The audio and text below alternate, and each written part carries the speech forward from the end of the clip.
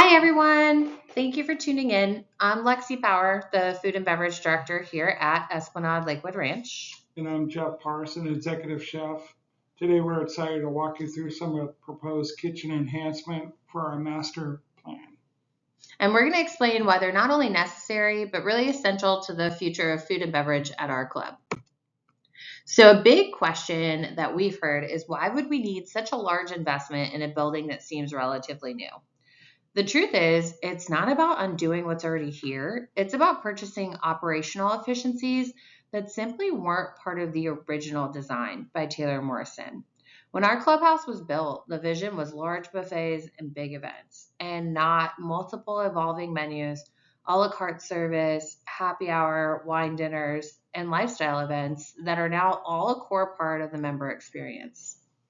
Exactly. Today the kitchen simply wasn't designed to handle the volume and the multiple functions that we do on a weekly basis.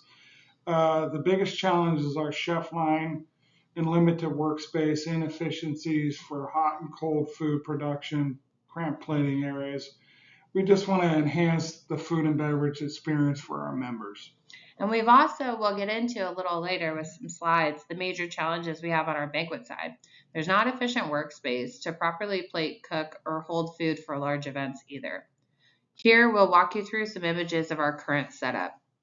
There's just not enough dedicated and uninterrupted space for the culinary team to work at a high level, especially when they're trying to serve full dining rooms and events at the same time.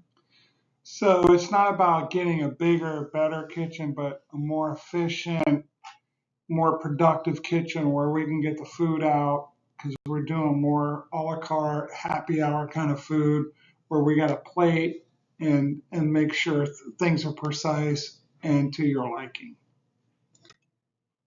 And on the banquet side, Chef, do you want to walk us through kind of what's going on in this So photo? our banquet plating area is very small, very narrow.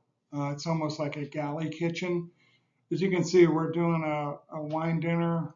We're preparing for a wine dinner. There's me bent over getting something out of a combi oven. We got Chef Bart at the range. Chef Joe, our executive sous, is doing some preparation. Chef Anthony also doing preparation. And Chef Michael is over at the slicer doing some things for a la carte. So all again, we're all kind of doing our own thing, but not all together. Yeah, so this really isn't a collaborative setup, and there's really no dedicated workstation. It's just kind of every man for himself back there. While accomplishing one dinner together, you guys are really five chefs doing things independently. Correct. So when we talk about what is a custom chef's line, it's a purpose-built workspace. So the steam pans, refrigeration, the warming drawers, and the plating space are all integrated into the line together with the idea of creating one streamlined, efficient, and organized workflow for the chefs in the kitchen. So as you see in that picture, it reduces congestion. It's going to speed up service because each cook's going to have their own station. We're going to have a middle station where we can do plating more efficient, and keep things hot that need to be hot. So it'll give you really properly plated food at the temperatures that we expect and deserve to put out in the dining room. And it's important to note this picture isn't of a specific chef line that we'd like to purchase. This is really just a photo example so that it's easier to understand what we're asking for.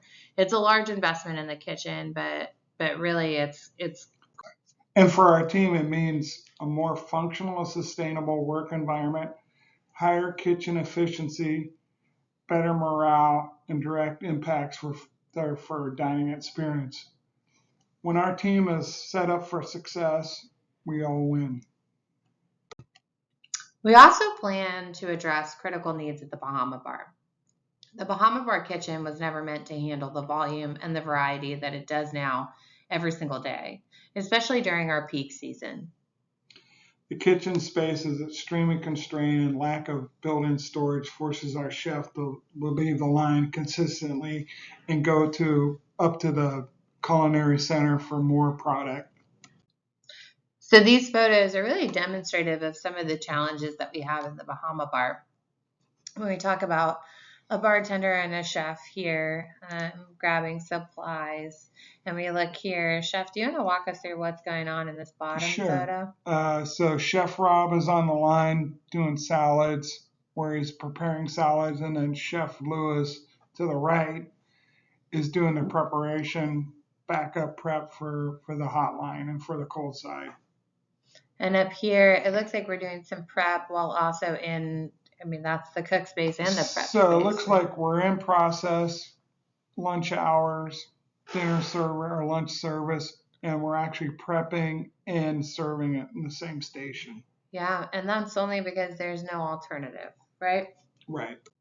Again, the benefits are clear. Better food consistency, faster service, improved overall dining experience, and a more functional, efficient space for our culinary team.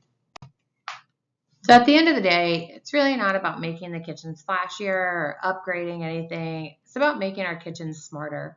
The investments would allow us to protect the incredible experience that we're building here at Esplanade and to continue raising the bar for the quality, for the service, and for the member satisfaction. We are so proud of how far we've come and even more excited of where we are going. Thank you for taking the time for us to share a little bit about our master plan and our enhancements for food and beverage.